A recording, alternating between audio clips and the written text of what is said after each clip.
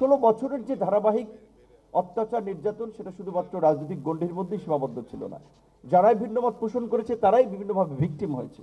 বিএনপির মহাসচিবের মতো মানুষকে নিয়ে ভিডিও বানাচ্ছে, মন্তব্য করেছে সে ভারতের দালাল। সফলতা, রাজনীতি, অর্থনীতি, প্রতিরক্ষার একটা জ্বলন্ত উদাহরণ কিন্তু জিয়াউর রহমানের রাজনৈতিক দর্শন এবং পলিসি। একটা শ্রেণীর মানুষ তারা তো মনে করছে যে একটা ইলেকশনের মধ্য দিয়েই বাংলাদেশের ফাইনাল আমরা সংস্কার বলি কিংবা গন্তব্যে যেতে হবে।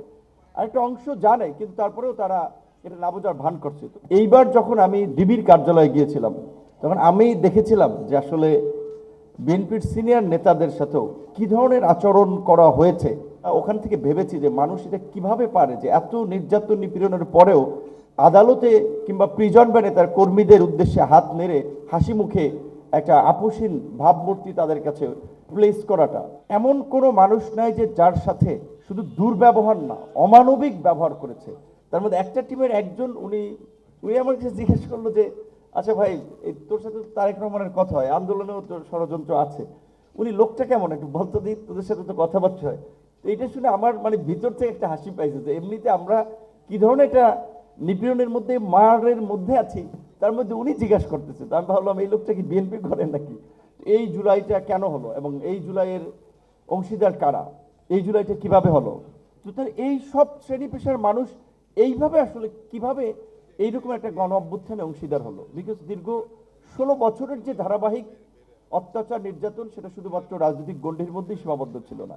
যারাই ভিন্নমত পোষণ করেছে তারাই বিভিন্নভাবে ভিকটিম হয়েছে এবং তারা দেখেছে তাদের চোখের সামনে ভবিষ্যৎ কিভাবে ডাকাতি করা হচ্ছে, ভবিষ্যৎ প্রজন্মের যে একটা অনিশ্চিত বাংলাদেশ তৈরি হচ্ছে সেটা তারা দেখেছে, সেটা তাদেরকে ভাবিয়েছে, যার ফলেই কিন্তু সবাই এই লড়াই সংগ্রামে ঝাঁপিয়ে পড়েছে।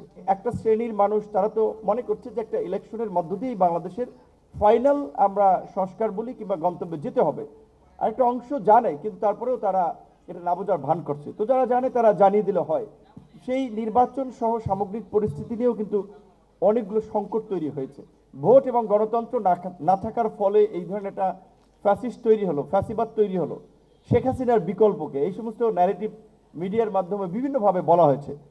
তো এখনও মানে ওইরকম একটা ন্যারেটিভ তৈরি করার চেষ্টা করা হচ্ছে যে আমাদের প্রধান উপদেষ্টা নিঃসন্দেহে আন্তর্জাতিকভাবে সমাদৃত সম্মানিত একজন ব্যক্তি, আমরা তো নিশ্চয়ই তার জন্য গর্ববোধ করি। কিন্তু এইরকম কিন্তু একটা ন্যারেটিভ বাইরে সারা হচ্ছে বা তৈরি করা হচ্ছে যে তিনি যেভাবে এই মুহূর্তে দেশকে সামাল দিয়েছেন এইটা কারো পক্ষে সম্ভব না বা সম্ভব হতো না। বাংলাদেশের 53 বছরে আমাদের কোনো নোবেল লরিয়েট কিংবা প্রফেসর ইউনূসের মতো ব্যক্তি আসে নাই, রাষ্ট্র ক্ষমতায় ছিল না, কেয়ারটেকারের দায়িত্ব নেয় নেই। তো ওই সময় কি বাংলাদেশ চলেছে না? বাংলাদেশ কি একেবারে জাহান্নামে চলে গিয়েছিল? বা বাংলাদেশ একেবারেই একটা সংকটের মধ্যে থেকে আর উত্তীর্ণ হতে পারে নাই, পেরেছে। আপনারা সাইবারের বিশেষ করে অনলাইনের স্পেসটা লক্ষ্য করছেন কিনা? এখন মেইন স্ট্রিম মিডিয়ার চেয়ে day by day social media কিন্তু শক্তিশালী প্ল্যাটফর্ম হচ্ছে।